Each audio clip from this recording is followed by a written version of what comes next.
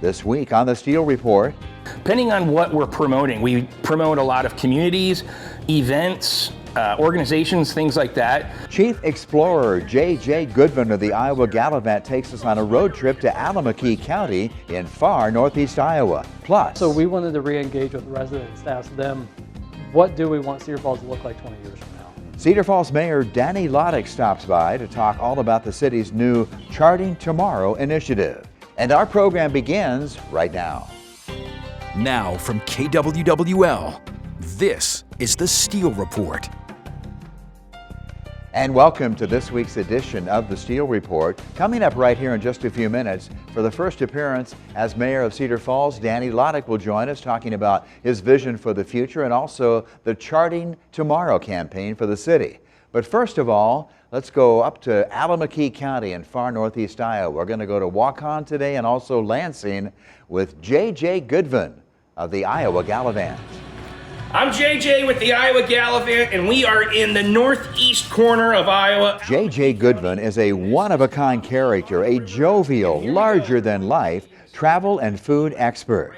JayJay is the engaging chief explorer for the Iowa Gallivant. That's a thriving travel and dining website, which JayJay started with his family 11 years ago, simply as a family project. So in the summer of 2014, I was going to do a kind of like a family scrapbooking project and wanted to just do it online and do it like on a website because it seemed a little easier.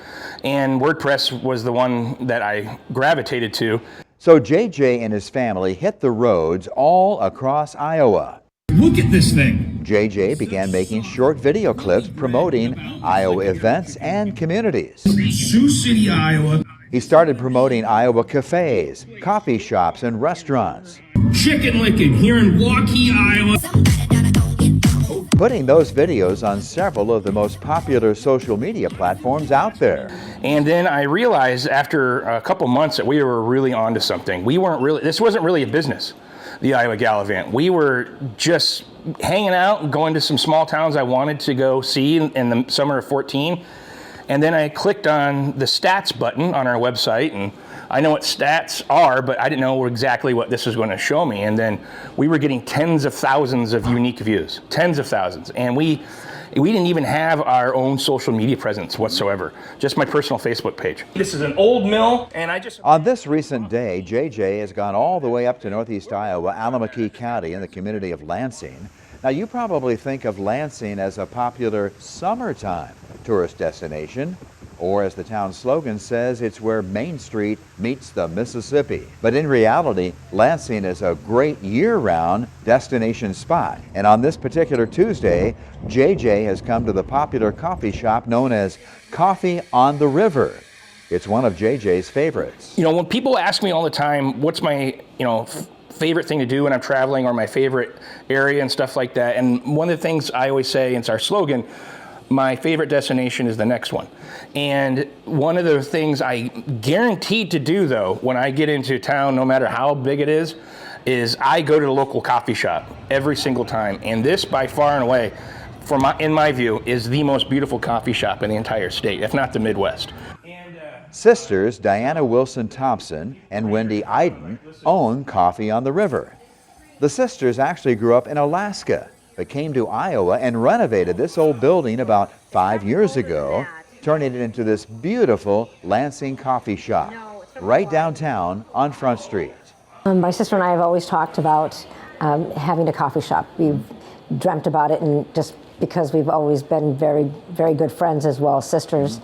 And this building came available here in town, so I contacted the family that owns it and signed a lease, and then I called my sister and said, hey, guess what? I'm going to open a coffee shop. She's like, oh, I'm really happy for you, but sad for me. And I said, want to be my business partner? So. Okay. We make everything from scratch here. We spend an hour caramelizing mushrooms. So, we like to put our love into everything that we do. I change the menu all the time because I get bored. So I don't want to have the same thing over and over. So we do change the menu, and I come up with new sandwiches, new salads, new flatbreads. We also do specialty dinners here. All right. And that's welcome news for customers like Lansing native Dr. Peter Kurnt and his longtime family friend Marianne Philbin. Marianne coming to Lansing periodically from Chicago. A little bit more about this building, built in 1859. This was originally the G. Kurnt and Brothers Grain Elevator and Warehouse. It's still a Grade 4 historic property. Dr. Peter Kurnt sent me these photographs for the show today, but he certainly wanted to point out the photographs are courtesy of Charlie Langton of Decorah. Charlie is a retired Vesterheim Norwegian American Museum staff member and well known in Decorah as the kind of unofficial community photographer for that city. So thank you, Charlie, and thank you, Dr. Kurnt. Do you want a raspberry coffee cake? Wendy's daughters, 20-year-old Kenna and 21-year-old Rissa, help run this coffee shop, which features a wide variety of coffees and tasty treats, pastries, you name it, they have it. Here, Rissa is making a sausage wrap. It's one of the most popular items on the menu.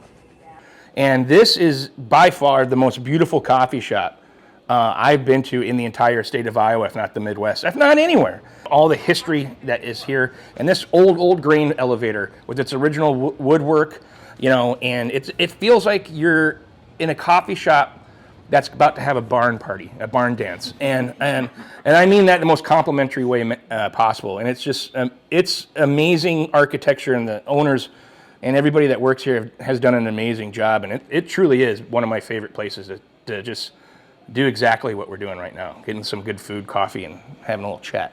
The families certainly appreciate JayJay coming to Lansing to help promote coffee on the river and really all of Alameda County. You know, with just more exposure and bringing people to town and realizing what a little hidden gem we are here in Lansing. We have all sorts of new shops opened up, and you know, it's a great place to be. It's people are happy and, you know, care about each other here, and like my sister said, we enjoy, this is our new hometown.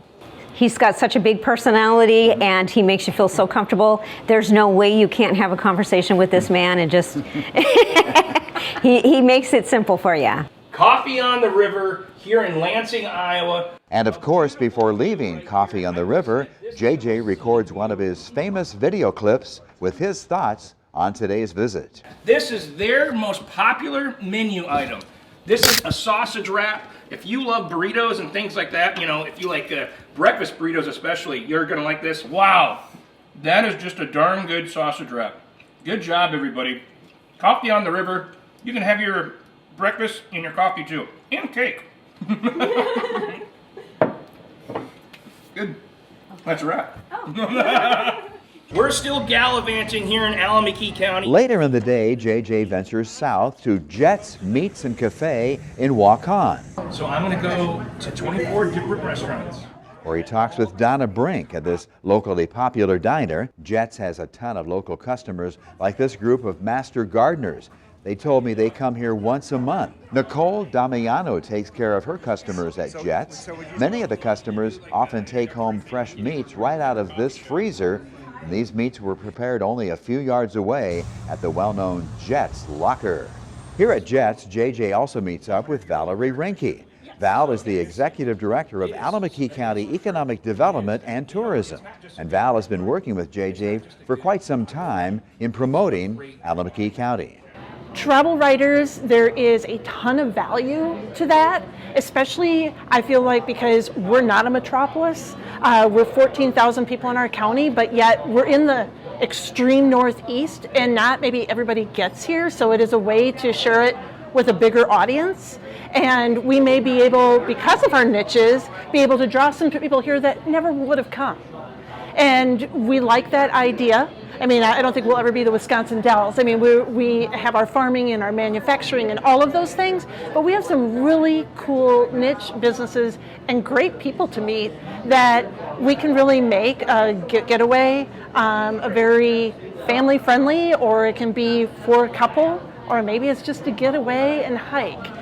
But I just feel like this has allowed us to share that story. Yeah.